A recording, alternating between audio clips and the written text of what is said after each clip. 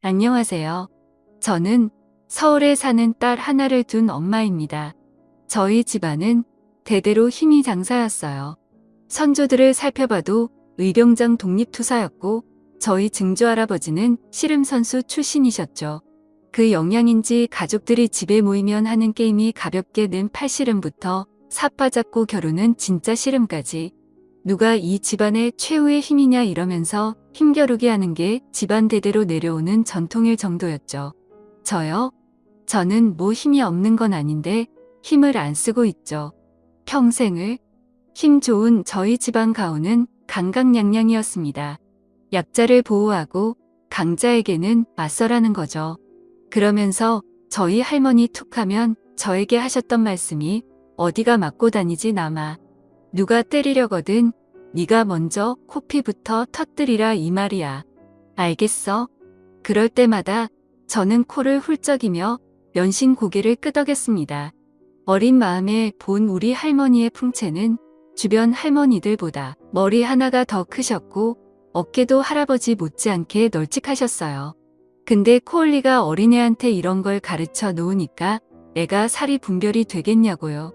저는 그 말을 고지고대로 듣고 초등학교에 진학했는데 남자애들이 자고 여자애들이 고무줄 놀이를 하고 있으면 고무줄을 끊고 술래잡기를 하고 있으면 괜히 끼워서 여자애들을 넘어뜨리고 계속 그러는 거예요.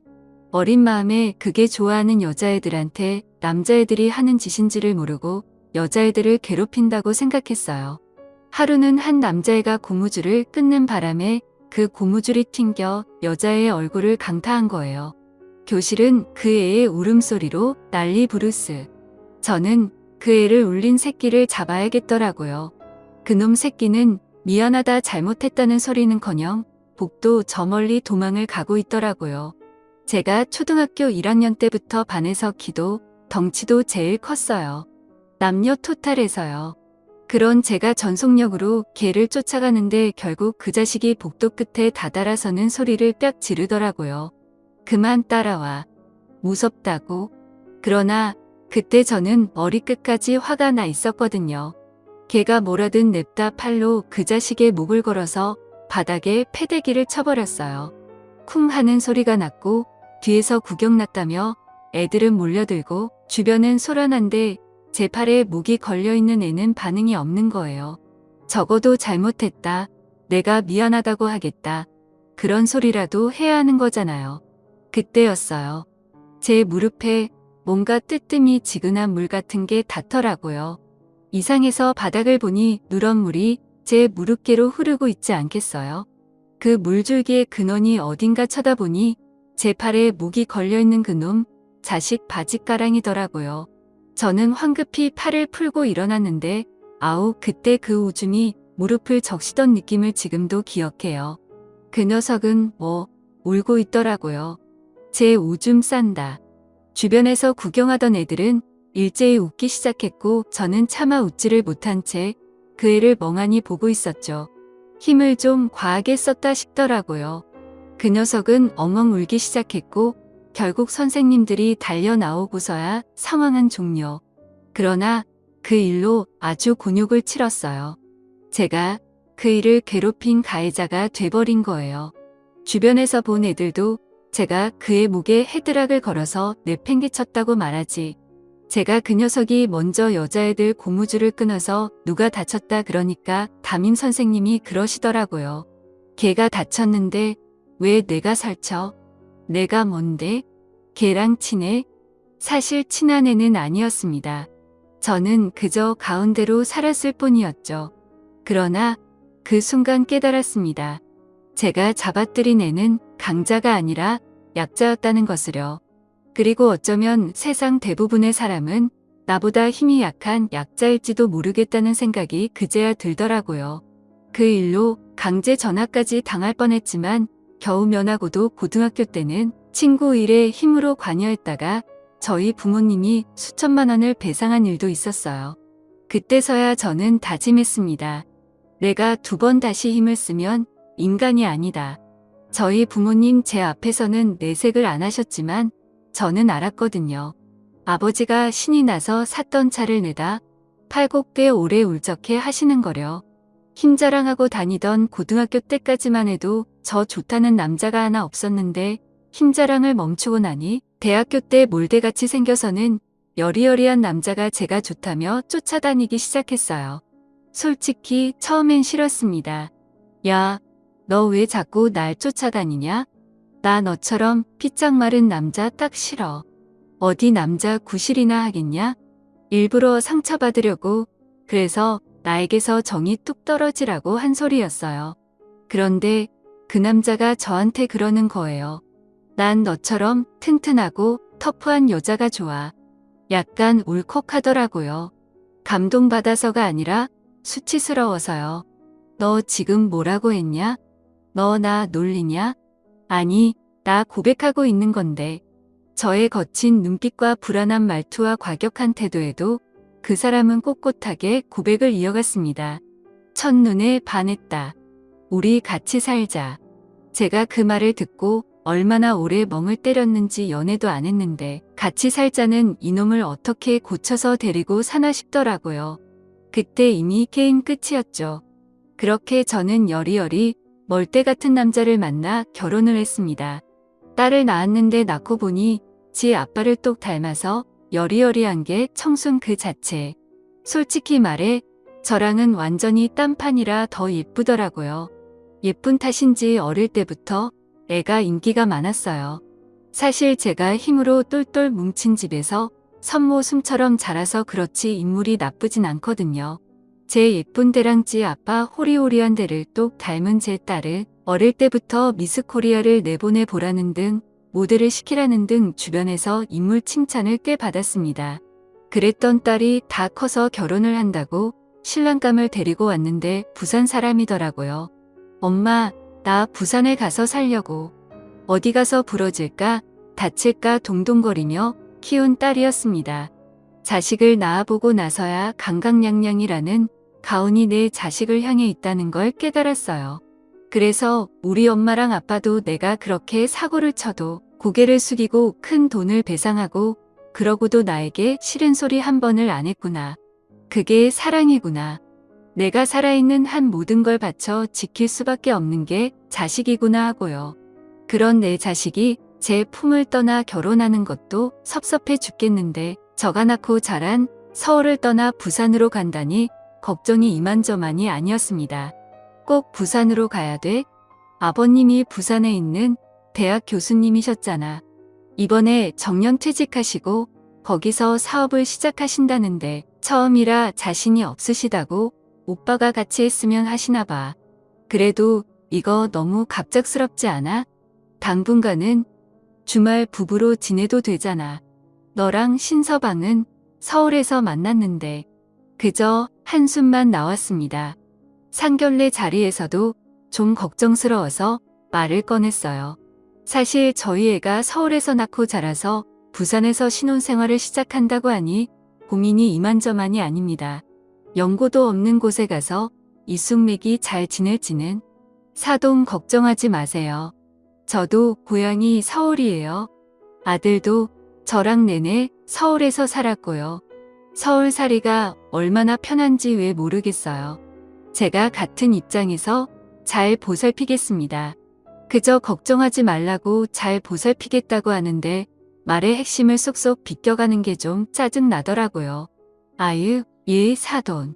그렇게 챙겨주시면 저야 감사하죠. 근데 바깥 사돈 사업체가 많이 큰가요? 우리 사위도 서울에서 좋은 직장 다니고 있는데 일을 도와야 할 정도면 뭐 꼭 크기 때문이라기보단 아들이니까 아버지 사업도 돕고 나중에는 우리 손주들이 물려받게 키우면 너무 좋지 않겠어요? 가뜩이나 취업난인 세상에 물려받을 만한 가업이 있는 게 얼마나 복이에요. 저랑 바깥 양반도 다 서울 사람인데 교수 임용을 부산으로 받는 바람에 부산의 매력에 빠져버렸다는 아무런. 솔직히 남편을 혼자 뒀다 싶기도 하고 아들도 결혼한다는데 제가 먼저 모범을 보여야 하지 않을까 싶어서요. 그 모범을 왜 이제서야 보이느냐고. 우리 애는 이미 우리 집에서 그 모범을 보고 자랐다는 말이 목구멍 끝까지 차올랐지만 꼭 참았습니다. 어쨌든 이렇게 된 이상 딸이 부산으로 터전을 옮겨 의지할 수 있는 사람이라고는 사돈과 사위뿐이었으니까요. 딸의 결혼식장에서 저와 남편 모두 얼마나 울었는지 모릅니다. 버진 로드 위에 서 있는 딸이 너무 아름답더라고요. 이렇게 이쁘게 애지중지 키웠는데 근처에서 살면 여러모로 좋으련만 아쉬운 마음이 너무 컸어요. 딸도 제 마음을 아는지 결혼하고 초반에는 매일같이 연락을 하더라고요. 물론 좀 황당한 소식도 있었어요. 이력서 넣는다더니 잘 넣었어? 마음에 드는 곳이 있어서 서너 군데 넣었어. 딸은 당연히 저도 시댁의 사업을 도와야 하는 줄 알고 이직을 하지 않았거든요. 그런데 시아버지가 너까지 할 필요는 없다고 너는 나가서 내 일을 하라고 했다는 거예요. 그래서 딸은 신혼여행이 끝나자마자 부산에서 취업할 만한 자리를 찾고 있었어요. 그러다 또 어느 날은 딸 축하해. 합격한 회사 거기 부산에서 꽤 알아주는 회사더라. 그런데 딸의 목소리에 기운이 없더라고요. 엄마, 나 그 회사 못 갈 것 같아. 이건 또 무슨 소린가 싶었어요. 왜? 어머님이 합격했다고 말씀드렸더니 아버님 일을 도와야지 왜 취업을 하냐고 하셔서. 아니, 바깥사돈은 취업하라고 했다며? 어쩔 수 없지 뭐. 물론 처음엔 그렇게 예상하고 떠난 부산행이었지만 취업을 하라고 했다가 취업을 했더니 다시 시아버지 회사로 들어가서 일을 하라고 했다니 이러라고 했다가 저러라고 했다가 제가 다 당황스러웠습니다. 어쨌든 딸은 시아버지의 회사로 들어갔고 한동안은 기운 없는 목소리로 연락도 종종 하더니 어느 날부터는 연락이 뜸해졌어요. 제가 전화를 해도 잘 받질 않고 메시지를 남기면 하루가 지나고서야 겨우 답이 오는 시기였죠. 여보, 애가 부산에서 적응을 영 못하는 것 같아. 우리가 한번 가볼까? 적응하는 게 쉽지 않겠지. 하지만 이제 우리 애도 엄연히 자기 가정이 있고 성인인데 스스로 적응하게 응원해줘야 하지 않을까? 그런가? 나도 마음 같아서야 당장 가보고 싶지. 근데 우리 애도 어리바리한 모습을 보여주고 싶진 않을 거야. 내가 되면 오라고 하지 않겠어? 남편의 말도 일리가 있다 싶었습니다. 하긴 결혼까지 했는데 이제 스스로의 선택에 책임을 지고 견디고 이겨내면서 살아야 하는 때가 맞다는 생각이 들더라고요. 우리 내일 영화 보러 갈까? 남편은 그런 저를 살살 달래는데 두사였습니다. 좋지. 딸이 있을 때만 해도 딸과 둘이 가기도 하고 셋이서 함께 갔던 영화관이었습니다. 하지만 남편과 둘이 가는 영화관도 좋더라고요. 그렇게 몇 달이 흘렀습니다. 부산에 갈 일이 생겼어요. 딸 집 앞에서 얼굴이라도 잠깐 볼 겸 딸의 집 근처에 도착했을 때였습니다. 딸이 사부인과 사위에게 두들겨 맞고 있는 겁니다. 큰 본 없는 집안 딸이면 말이라도 잘 들어. 그 순간 눈이 돌더라고요. 저는 그 길로 사돈과 사위에게 달려가 숨겨왔던 힘으로 두 사람을 패대기 치기 시작했습니다. 양손으로 한 놈씩 팔을 꺾는데 관절이 꺾여나가기 시작했죠. 사실 부산에 저도 아는 친구가 있었습니다. 고등학교 동창인 동성 친구였는데 결혼식 이후 친구들에게 연락을 많이 받았거든요. 카카오톡에 프로필로 딸 결혼식 사진을 해놨더니 왜 초대를 안 했냐면서 고등학교 때 친구 하나가 연락이 왔더라고요. 야, 이게 얼마만이야? 얘가 결혼을 하면 연락을 좀 하지. 너 내 번호는 어떻게 알았어? 20살이 넘어 자연스럽게 연락이 끊겼던 친구였어요. 얼마 전에 동창회 갔다가 알았지? 넌 동창회도 안 왔더만. 딸 결혼 준비하느라 바빠서 그랬지. 안 그래도 소식이 뚝 끊겨서 궁금했었어. 너 어디서 사니? 난 부산. 친구 입에서 나온 부산 소리에 깜짝 놀랐습니다. 부산? 아니지. 왜 서울서 고등학교 다니던 애가 부산까지 갔어? 나 고향이 부산이야. 어릴 때 서울로 왔는데 졸업하고 결혼해서 서울에서 살다가 나이 먹으니까 고향이 최고다 싶더라고. 부모님도 다들 고향으로 돌아오셨고 나도 애들 시집장가 다 보내놓고 고향으로 돌아왔어. 네 고향이 부산이었어? 내가 말 안 했던가? 한 적 없어. 어머, 아유, 그랬구나. 사실 우리 딸이 부산으로 시집 갔거든. 어머, 아유, 그래? 그럼 언제 한번 와? 딸도 볼 겸 오면 되겠네. 나 횟집 배 두둑하게 먹여줄 테니까 딸도 데리고 와. 알았어. 언제 한번 보자. 한동안 잊고 지냈던 연락이었어요. 어느 날 불쑥 친구가 또 연락이 온 거예요. 나 월말에 가게 쉬거든. 딸 데리고 와. 맛있는 거 해줄게. 모처럼 쉬는 날이라면서도 맛있는 거 해준다고 오라는데 사실 딸이 어떻게 사는지가 보고 싶어서 고민이 되더라고요. 왜 이렇게 대답이 없어? 아니, 사실 요즘 딸이 연락이 안 돼. 애가 시댁이랑 가까이 살거든. 시아버지 회사에서 일하기도 하고 무턱대고 가면 애가 불편할까봐. 고등학교 때 그 패기는 어디 갔어? 내 자식이 연락이 안 되면 더 찾아가야지. 그런데도 제가 고민하니까 친구가 그러더라고요. 사실 나 얼마 전에 엄마 보내고 며칠 좀 쉬려고. 뭐, 아줌마가 돌아가셨어? 근데 왜 연락도 안 했어? 나는 부산 가면 아줌마도 뵙는 줄 알았지. 몇 년 전에 아빠 돌아가시고 엄마도 몇 년째 아프셨거든. 마음의 준비는 계속하고 있었는데 막상 돌아가시니까 장사가 손이 안 잡히네. 너 옛날에 우리 엄마가 싸줬던 도시락 생각나냐? 너 잘 먹는다고 내 것까지 3배로 싸줘가지고 우리 그거 다 묶어 얹혀가지고 돌아오는 버스에서 내내를 토하고. 아휴, 야, 고등학교 때 얘긴 하지도 마라. 나는 그때 생각하면 진짜. 왜 그 수첩 물어준 거? 그건 뭐 내가 잘못한 건데 뭐. 나 때문에 너네 가게도 난처했지 뭐.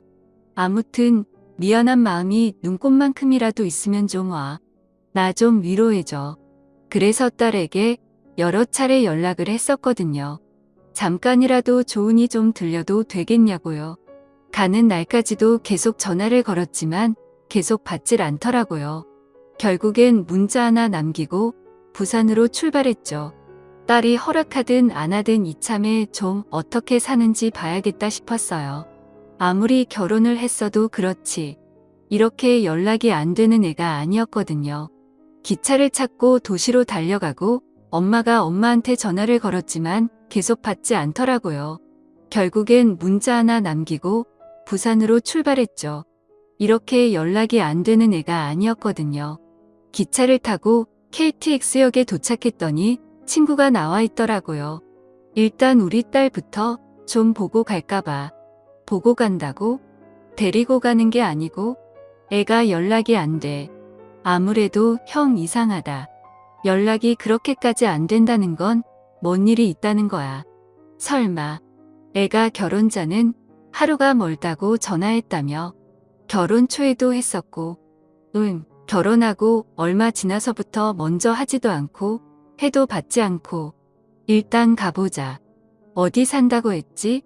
딸이 사는 동네를 얘기했더니 친구가 고개를 갸우뚱거리더라고요.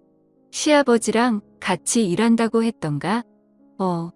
아휴, 진짜 갑갑해 못 살겠어. 뭐랬냐고 물어도 대답을 해야 말이지. 그 동네에 무슨 건어물 가게의 시아버지부터 아들이랑 며느리까지 하는 데가 있다고 소문이 났어. 아휴, 설마. 바깥 사돈이 교수 출신이야. 그래? 분위기가 영 험악하다고.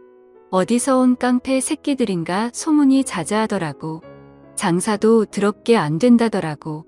그럼 뭐, 그 집은 아니겠네. 친구의 말을 듣는데 당연히 아닐 거라고 생각하면서도 마음이 너무 심란한 거예요. 그런데 친구가 딸네 집 근처에 있는 건어물 가게를 가리키면서 저 가게라고 하더라고요. 그런데 정말 그 안에 바깥 사돈이 있는 겁니다. 제가 너무 놀라니까 친구도 눈치를 채더라고요. 맞아? 이내 사돈? 이상하네. 교수식이나 하던 양반이 웬 건어물 가게? 가게라고 해봤자 우리 딸까지 운영해야 할 만큼 큰 규모도 아니었습니다. 친구 말 맞다나 파리만 날리고 있더라고요. 저는 행여나 사돈과 눈이라도 마주칠까 싶어 고개를 돌렸습니다. 아무래도 안 되겠다. 딸한테 물어야겠어. 집으로 가자. 도대체 애한테 무슨 일이 있는 건지 머릿속이 다 새하얘 있습니다. 그렇게 딸의 집 앞에 도착했을 때 차에서 내리자마자 딸의 비명이 들렸습니다. 근본 없는 집안 딸이면 말이라도 잘 들어. 사부인의 목소리도 들리더라고요. 우라가 단전에서부터 치밀어 오르는 기분이었습니다. 손이 덜덜 떨리더군요. 하여튼 넌 매번 잘난 체를 하다가 얻어맞더라. 내 말이 그 말이야. 막말로 내가 뭐 그렇게 잘났니? 내 아버지 평범한 회사원의 내 어머니도 그냥 주부 아니야. 집안이 뭐 대단한 것도 없는 것 같고 그런 애가 대학에서 교수한 집 아들한테 시집 왔으면 성공한 거 아니니? 그럼 감사하면서 살아야지. 건어물 하나 파는 것도 제대로 못하면서 왜 자꾸 쓸데없는 일을 하려고 해서 화를 돋구냐 말이야. 내 말대로 애쓴다. 제 딸은 서울에서 알아주는 회사의 마케팅 부서에서 일하던 애였어요. 아무래도 건어물 가게가 잘 안 되니까 방법을 제안한 모양인데 사부인과 집안이 어떻게 잘 어울리는지 모르겠어요. 그래서 제가 집안을 좀 더 잘 알아봐야겠어요. 그런데 집안이 잘 어울리지 않나요? 집안이 잘 어울리지 않나요? 아무래도 건어물 가게가 잘 안 되니까 방법을 제안한 모양인데 사부인과 사위놈 하는 말이 아주 가관이더라고요.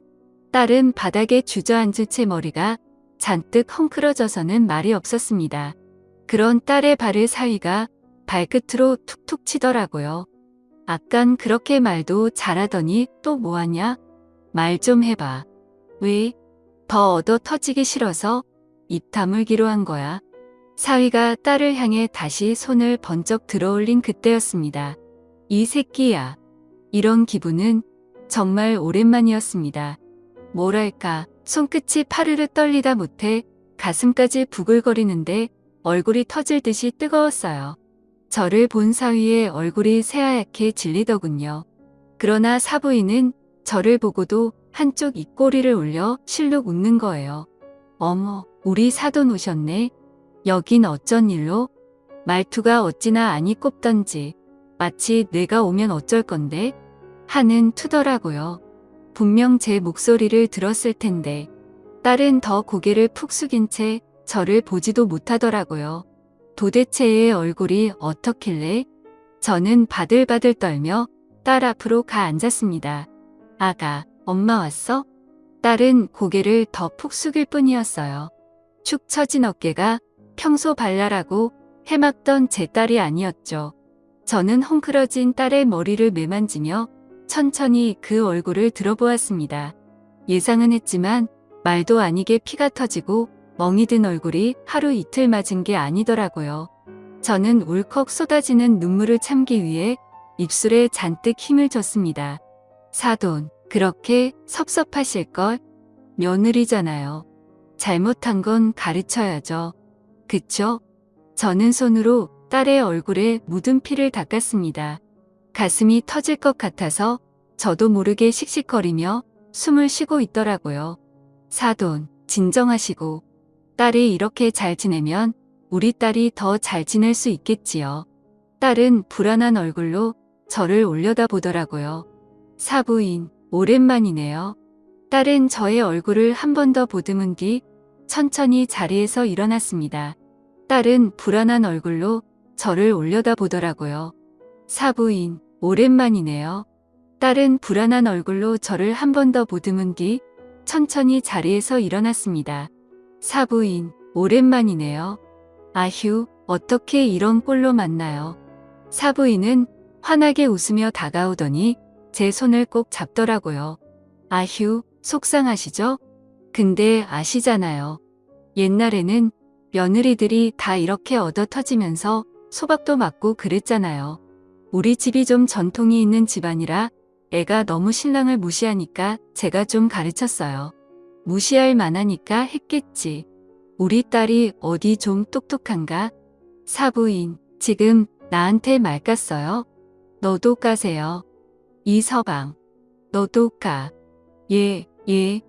사위는 한 발짝도 다가오지 못한 채 저를 보고 있었습니다. 이제부터 난 내 장모 아니니까 말까라고. 이 여자가 지금 우리한테 화내는 거야. 내가 화만 낼 것 같지? 뭐. 저는 사부인이 내민 손을 여전히 꼭 잡고 있었어요. 해야 할 일이 있었거든요. 이서방, 너도 일로 와봐. 제가 사위까지 부르자 딸은 저에게 다가오더니 귀에 대고 속삭였습니다. 엄마, 이 사람들 위험해. 그 손 놔요. 일단 나랑 가자. 저는 우리 예쁜 딸을 향해 미소를 지었어요. 딸, 미안해.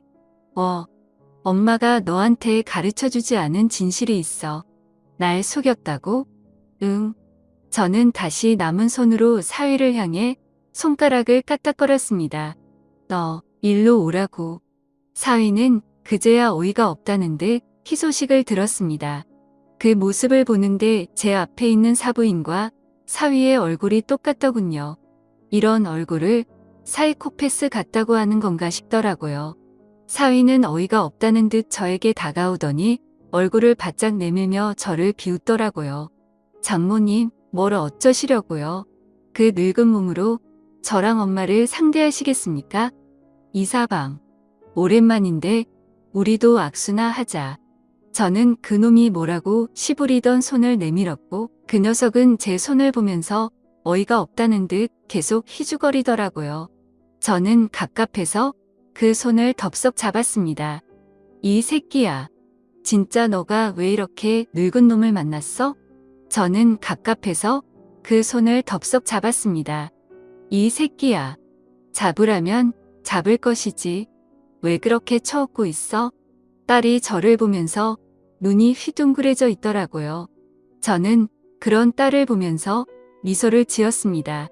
그리고 동시에 그 두 년 놈들의 팔을 잡아서 뒤로 꺾어버렸죠. 아우, 아우, 아파요. 아프다고요? 우두둑하는 소리와 함께 두 년 놈이 바닥에 무릎을 꿇고 주저앉는데 정말 이게 너무 오랜만인데 하필 사이코패스 같은 년 놈들이잖아요. 이상하게 희열이 느껴지더라고요. 저는 두 년 놈의 관절을 천천히 정확하게 꺾기 시작했고 두 년 놈의 비명소리는 점점 더 커졌습니다. 아우, 사돈. 아우, 제가 잘못했어요. 아우, 나 죽네. 아이, 진짜 이 미친 여자가. 이러다 팔 부러진다고요. 저는 두 년 놈의 팔을 잡은 손에 더 힘을 준 채 웃었습니다. 어이가 없네. 내가 니들 팔을 잡고 있는 걸 보고 내가 니들 팔도 안 부러뜨릴 것 같아? 예. 사돈, 그게 무슨. 아니, 순진하게 왜 이래요? 우리 딸 얼굴은 저렇게 몸투성에 피까지 흘리게 해놓고 내가 니들 팔 하나도 안 부러뜨리게 생겼냐고. 그리고 손에 조금 더 힘을 주니 양쪽에서 동시에 우지끈하는 소리가 나더라고요. 사돈, 제발. 아우, 아우. 두 년 놈의 비명소리가 동네를 떠나가라 울리더군요. 이러다 진짜 사람 잡겠다 싶어서 일단 손은 놔줬어요. 그랬더니 두 사람이 아주 바닥을 기어서 도망을 치려고 하더라고요. 어이, 거기 둘.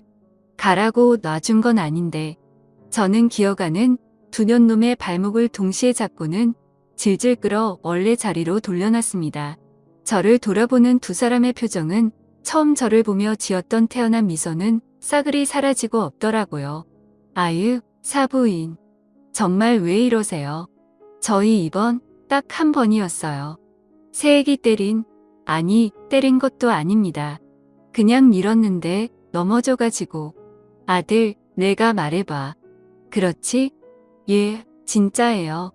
그치, 여보가 말 좀 해봐. 응? 장사가 너무 안 되니까 저희가 스트레스를 좀 줄여서 머리가 돌았었나 봐요. 딸은 충격받은 얼굴로 저와 사부인, 사위를 번갈아 보고 있었어요. 딸은 잠깐 머뭇거리더니 그러더라고요. 하루가 멀다 하고 때렸어. 처음엔 맞은 게 너무 이상해서 진짜예요. 꿈이었어. 처음엔 맞은 게 너무 이상해서 이게 꿈인가 싶을 정도였어. 한 번도 겪어본 적이 없는 폭력을 겪고 나니까 우울해지더라고. 엄마 전화도 피하게 되고. 사실 나 알고 있었거든. 엄마한테 말하면 엄마가 이 두 사람을 죽이고도 남을 만한 힘이 있다는 거. 너 알고 있었어? 딸은 제가 힘이 무지하게 세다는 걸 알고 있었더라고요. 어떻게 몰라. 나 어릴 때 엄마가 아빠도 못 드는 박스 3개를 번쩍번쩍 들던 사람이었는데 예사님이 아니다 싶었지. 알고 보니 우리 외가 쪽에 의병장의 독립투사, 씨름 선수까지 있었다며? 그건 또 어떻게 알았어? 외할머니한테 들었지. 엄마 힘이 하도 센 것 같아서 엄마 힘이 왜 이렇게 세냐고 물었더니 그것 때문에 골치 좀 아프셨다던데. 저는 입이 쩍 벌어지고 말았습니다. 딸을 용케히 속여왔다고 생각했는데 저도 모르게 힘을 쓰면서 살아온 모양이더라고요. 사부인, 일단 이 다리 좀 놓고 하니 근데 진짜예요? 사부인 댁에 의병장에 독립투사도 있었다고요? 이 와중에 궁금한 것도 많더라고요. 깜빡하고 있었어요. 딸의 얘기를 듣느라 아직 두 연놈의 다리만 붙잡고 마무리를 안 했더라고요. 저는 두 연놈의 다리를 뒤로 꺾어 한 번 더 관절을 아작냈습니다. 내 딸 얼굴을 피투성이로 만들었으면 이 정도는 가고 있어야죠. 물론 이 인간들이 제 미친 힘에 대해서 뭘 알았겠냐마는요. 그 사이 친구가 112를 불렀더라고요. 곧 경찰들이 왔고 저와 딸 두 연놈들은 일단 경찰서로 갔습니다. 형사님, 이것 좀 보세요. 이게 사람이 할 짓이 맞냐고요. 저랑 제 아들 팔이랑 다리 다 장났다니까요. 형사는 그들의 팔다리를 유리줄이 살펴보더니 말했어요. 부러지진 않은 것 같은데요. 저는 웃음이 터지려는 걸 꼭 참았습니다. 제가 어릴 때 하도 사고를 쳤더니 힘을 쓸 땐 조심성이 좀 많아요. 보기엔 막 꺾어댄 것 같아도 절대 티나게는 안 팽팽해요. 그래서 제가 이렇게 형사님, 얘 얼굴을 보셔야죠. 가정폭력 당했어요. 그것도 시어머니랑 남편 둘이 길에서 대놓고 팼다니까요. 얘가 이 친구 엄마예요. 그러니 눈이 안 돌아요. 내 딸 패는 팔다리 좀 꺾었어요. 그래봤자 힘없는 중년 여자 아니에요. 형사님 말씀대로 이 친구는 제 딸을 죽여야죠. 그래봤자 힘없는 중년 여자 아니에요. 형사님 말씀대로 부러지지도 않았고요. 뭐라고요? 힘이 없어? 형사님, 이 여자한테 팔 한번 꺾여보세요. 힘이 장사예요. 보통 힘이 아니라니까요. 그치, 아들? 예, 진짜예요. 젊은 남자인 저도 저항도 못할 만큼 셌다니까요. 저는 두 년놈들 앞에서 모른 척 심란한 표정만 짓고 있었습니다. 내가 그런 힘이 어디 있냐는 듯한 표정을 지으려고 꽤 애썼습니다. 결국 경찰은 저와 친구 딸의 고소장을 접수해 주었고 저는 친구와 함께 딸을 데리고 병원으로 갔어요. 애 진단서를 떼는데 속이 문드러지더라고요. 넌 이런 일을 당했으면 바로 엄마한테 말해. 엄마한테 말을 했어야지. 엄마가 진짜 저들 죽일까봐 그랬다니까. 엄마를 살인자 만들 순 없잖아. 그렇다고 가정폭력을 참아? 진단서는 다 떼놨어. 일부러 맞은 것도 있어. 증거를 남겨야 하잖아. 확실하게 남겨서 이혼할 생각이었어. 아휴, 독한 년. 힘도 없는 게 독하기만. 날 닮아서 그냥 힘이나 썼으면 좋았을걸. 딸을 데리고 병원에서 나온 뒤 친구의 차를 타고 친구의 집으로 갔어요. 친구가 집에서 먹을 거리를 다 준비해놨다고 하더라고요. 그런데 친구의 집에 간 저는 기겁하고 말았습니다. 아니, 돌아가셨다던 친구의 어머니가 집에 계셨다고? 아니, 왜? 친구가 박장대소를 하더라고요. 왜? 우리 엄마 살아있어서 깜짝 놀랐냐? 내가 죽은 줄 알았어? 아줌마는 어리둥절한 얼굴이셨죠. 저와 딸은 아줌마의 솜씨로 차려진 거한 한 상을 받았습니다. 아줌마는 아줌마의 솜씨로 차려진 거한 한 상을 받았습니다. 알고 보니 친구의 가게도 아줌마의 손맛 덕분에 유명해졌고 친구가 2대째 물려받은 거였더라고요. 음식을 다 나른 친구가 그제야 사실을 말해주더군요. 내 카톡 프로필에서 딸 얼굴을 봤잖아. 건어물 가게에서 일하는 걸 봤어. 처음엔 긴가 아민가 했는데 아무리 봐도 내 딸이 맞더라고.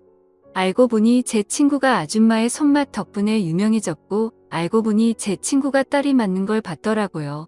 하루는 내 딸인지 물어보려고 건어물 가게에 들렀는데 내 딸이 없더라고. 그래서 가게에서 나오려는데 가게 뒤에서 비명소리가 들리는 거야. 친구는 보고도 믿을 수가 없었다고 했습니다. 사부인과 사위가 아니 두 년놈이 제 딸을 막무가내로 때리고 있었다는 거예요. 그걸 보고 열불이 나서 고민을 했어. 이 자리에서 내가 말리고 쟤를 집으로 데려갈까. 근데 그렇게 해서는 해결이 안 날 것 같은 거야. 그때 너의 그 무지막지한 힘이 생각났지. 일단 널 데리고 오면 내가 다 알아서 처리할 것 같더라고. 친구는 저와 오랜만에 카톡을 주고받은 뒤 제 딸이 얻어맞는 모습을 봤고 급히 저에게 연락을 한 것이었습니다. 그런데 제가 자꾸 올 듯 말 듯 애매하게 보니 냅다 자기 어머니가 상을 당해서 슬프다고 둘러댄 것이었습니다. 야, 아무리 그래도 그렇지 저렇게 건강하신데 돌아가셨다고 하면 어떡해.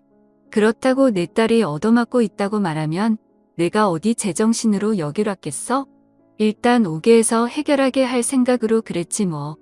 회를 들고 오시던 아줌마가 어이가 없다는 듯 투덜거리시더라고요. 덕분에 난 오래 살겠다. 한 번 죽었다가 살아났으니. 화기애애한 분위기 속에서 저와 딸은 맛있는 식사를 얻어먹었습니다.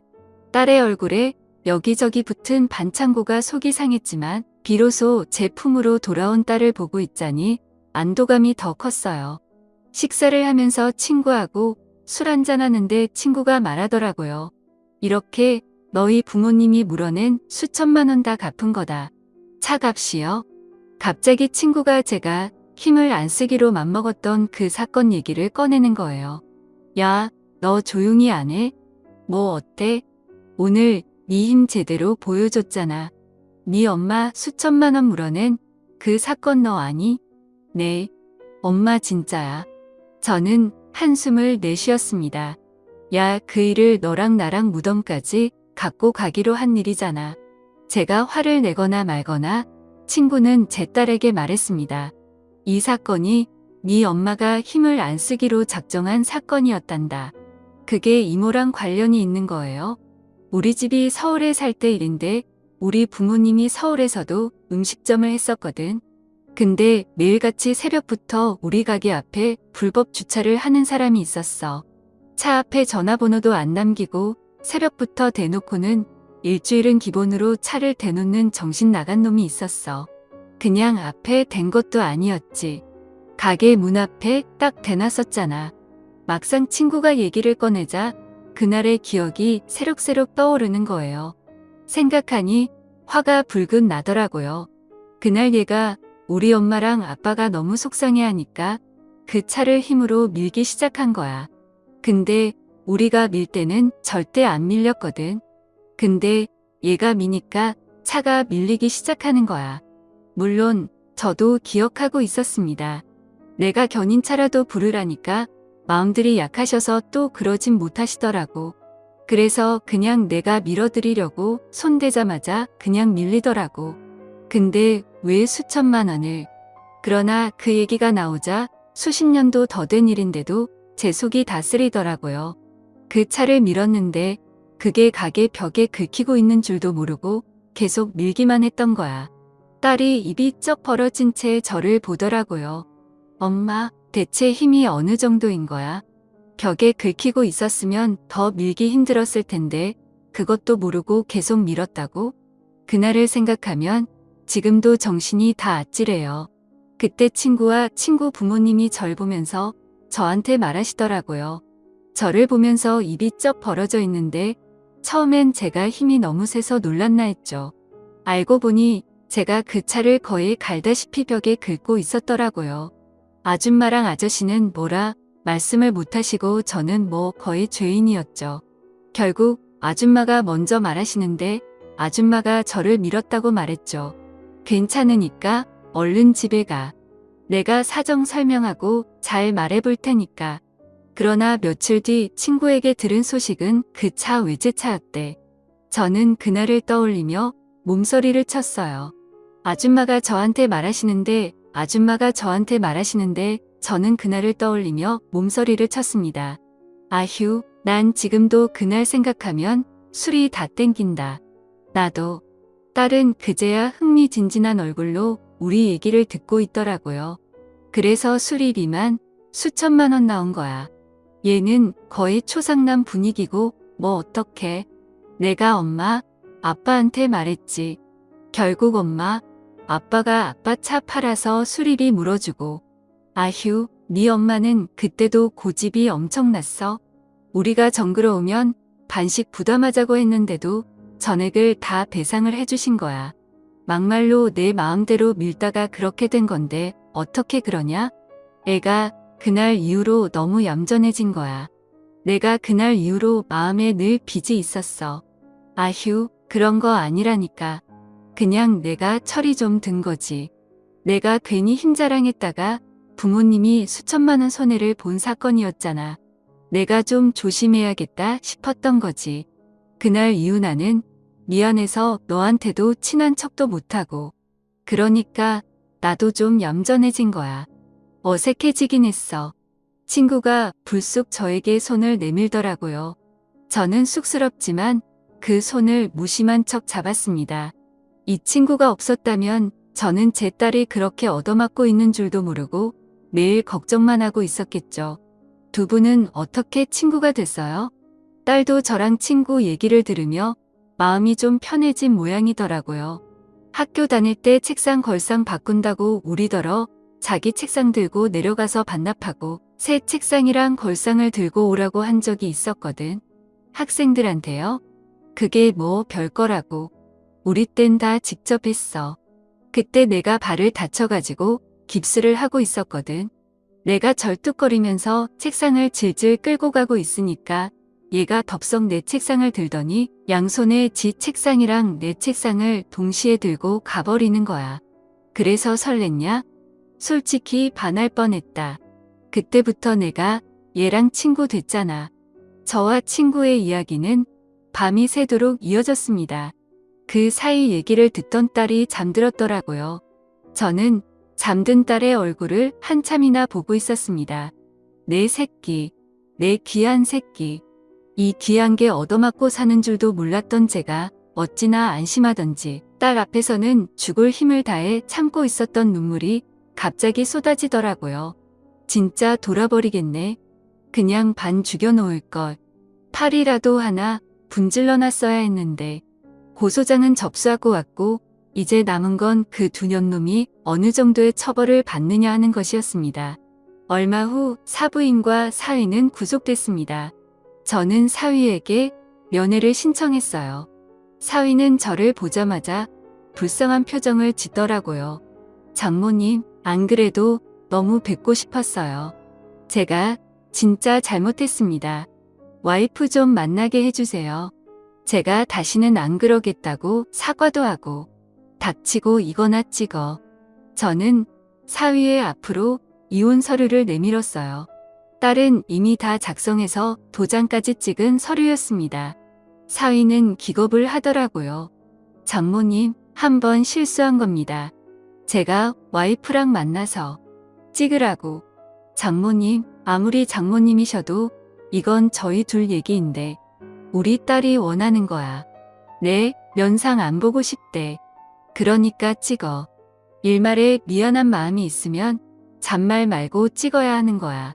내가 사위인 줄 알고 상종도 하고 싶지 않은 것들이었지만 딸이 만나게 할 순 없었어요.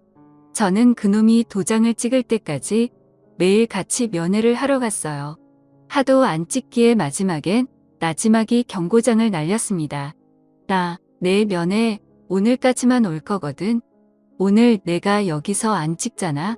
그래, 그럼 내가 오늘까지만 올 거야. 내가 오늘까지만 올 거야. 내가 여기서 안 찍잖아. 그럼 결국 우리가 뭐 하나 가로막히지 않은 데서 다시 대면을 할 거 아니야. 그땐 내가 널 만질 수가 있겠지? 그땐 말로만 하진 않아. 결국 그놈도 도장을 찍더라고요. 이혼 서류를 제출하던 날 딸이 울더라고요. 그간 말을 못해서 그렇지 지옥 같은 시간이었다나. 이혼 서류를 제출한 뒤 저는 딸과 함께 부산으로 향했습니다. 딸의 짐도 정리해서 가져올 겸 친구도 좀 보고 올 생각이었죠. 짐을 정리하고 나오는데 밖에서 박하사돈이 기다리고 있더라고요. 뭔 할 말이 있나 싶었는데 그냥 조용히 고개만 숙여 보인 뒤 가더라고요. 알고 보니 박하사돈 교수도 아니었더라고요. 교수가 아니라 시간 강사. 평생을 시간 강사였대. 그나마 부산에 아는 사람이 있어서 시간 강사 자리를 준다고 해서 혼자 연고도 없는 부산에서 살고 계셨다나 봐. 진짜 어이가 없더라고요. 그러면서 너도록 근본 없는 집 딸이라고 그 난리를 친 거야. 막말로 내가 왜 근본이 없냐? 내가 말했지. 내 외가 의병장에 독립투사의 씨름 선수도 있었다고. 그냥 내 눈이 삐었던 것 같아. 근데 내 선택이었으니까 내 힘으로 해결하고 싶었어. 말 안 했던 거 미안해 엄마. 저는 딸의 손을 꼭 잡았어요. 그런 상황에서도 차분하게 제 할 일을 해온 딸이 대견하더라고요. 그리고 최근에 알아낸 놀라운 사실이 하나 더 있는데요. 여리여리하게만 보였던 제 딸도 힘이 무지하게 세더라는 겁니다. 분명 남편을 닮아서 힘을 뒷불도 못 쓰는 앤 줄 알았는데 어느 날 불쑥 저한테 팔씨름 대결을 청하더라고요. 엄마 진짜 힘이 얼마나 센지 너무 궁금해. 나랑 팔씨름 한번 해보자. 그래서 남편이 심판을 보는 가운데 바로 모녀 팔씨름 대회가 시작됐죠. 저는 손쉽게 제가 이길 줄 알았거든요. 근데 접전 끝에 3판 중 제가 한 번 이기고 딸이 2번을 이겼습니다. 우리 딸 승. 남편도 외쳐놓고도 어리둥절하더라고요. 딸은 살짝 민망해하면서도 제 힘을 알고 있었던 눈치더라고요. 그 힘을 갖고도 폭력에 폭력으로 대응하지 않고 묵묵히 진단서며 사진으로 법적인 증거를 모았던 제 딸이 대견하게 느껴졌습니다. 전 요즘도 맞아서 엉망이 됐던 딸의 얼굴이 떠올라 자다가도 불쑥불쑥 화딱지가 나서 깨고 납니다. 그때마다 그 두년놈의 팔다리를 꺾던 순간을 떠올려요. 힘이 좋은 게 안 좋은 줄만 알았는데 그때만큼은 힘을 제대로 썼다고 믿고 싶습니다. 내 새끼가 맡고 있는데 뭐라도 해야 하는 게 부모니까요. 결국 그 2년놈은 징역 확정을 받았습니다. 재판장에서 보는데 판결과 별개로 그 면상들을 보고 있자니 또다시 속이 부글거리더라고요. 딸은 그놈과 이혼도 확정됐고 다시 서울에서 취업에도 성공했어요. 그래도 다시 웃음을 찾은 딸을 볼 때마다 마음속 울분이 조금씩 사라지는 걸 느낍니다. 결국 승자는 제 딸인 것 같아서요. 딸의 행복이 제 모든 것이라는 것을 새삼 깨닫는 요즘입니다.